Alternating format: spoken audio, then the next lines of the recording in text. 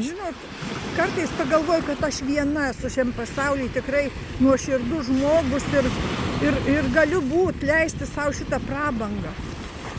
Žmonėse tiek mažai nuoširdumo, visi kažkokias kaukės užsidėję.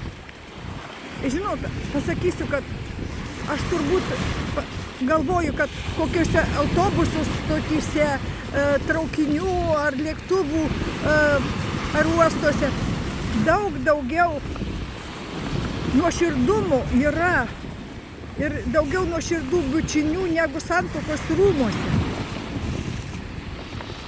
Gal ligoninės matė daug daugiau nuoširdžių maldų negu bažnyčios.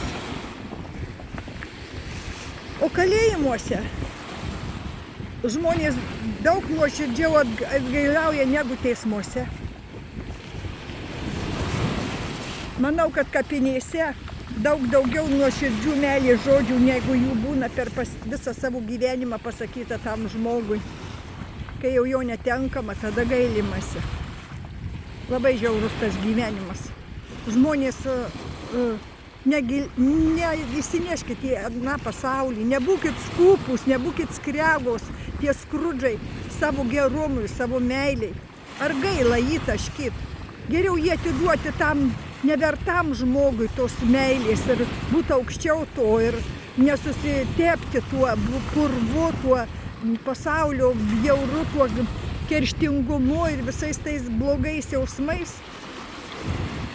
Reikia mylėti savo artimus, savo tėvus, savo brolius, seseris, kol juos turit. Baisu, kas yra. Kai labai supyksit, aš žinot, tą turėjau intuiciją tokia dar būdama mažas vaikas. Žinot, vaikai kaprizni. Ir aš buvau tokia ir kartais ko neduoda, neleidžia, nenuperka ir viskas vaikas tada supyksta ant tėvų, tai manęs nemyli, aš nieko negaliu turėti, gal kiti vaikai turi, aš neturiu.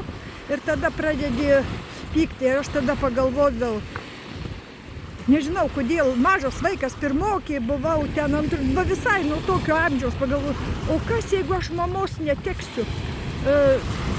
Tai tegul man neduoda, bet jeigu tik būna.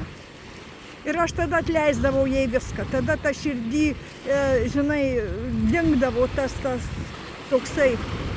Ir taip natūraliai man tas galvodavosi ir aš tik tai supykstu ir tuoj pagalvoju. Ir ant tėvų, ir ant mamos būdavo tai pagalvoju. Gal tai geras būdas ir gal ir jums jisai padės. Pagalvokit, kas bus, kad jau neturi to ne visai gero brolio. Ar tuos tėvų kritika pastoviai yra ir net psichologai mokina, kad nekęs tėvų. Čia tėvai kalti, kad tu dabar toks, mokykla kalta, kad tu dabar toks, bet tik tai ne pats tu kaltas, kad tu toks. Tenais kažkokias klaidas darai, baisiai daug reikalauji iš pasaulio ir nesistengi pats nieko prisitaikyti ir būti šitam pasaulyje socialus, tik tai moki kritikuoti visus, kad visi kalti čia dėl tavo kažkokių tai nepatogumų šiam pasauliu. Bet visi gyvena tam pačiam terpiai. Ir visiems jisai tinka, daugumai tinka. Tai tegul ir tau tinka. Priimk viską kaip yra ir atleisk tiem blogiem žmonėm. Dievas kažkodėl nori, kad tokie jie šalia būtų. Pasauliui kažkodėl jie reikalingi. Tai tu neteisėjas esi.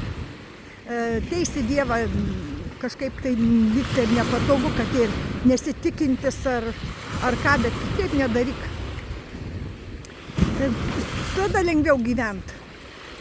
Kaip tu pasijunti aukščiau visko ir tu gražiai elgiesi su tuo žmogum, kuris tau bjaurus ir tau kenkia ir gal už akių tau daro kažką blogo, o tu su juo šneki.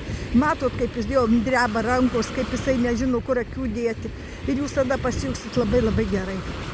Būkit tokiam žmogui geras ir palinkėkit jam visų laimės ir sveikatos.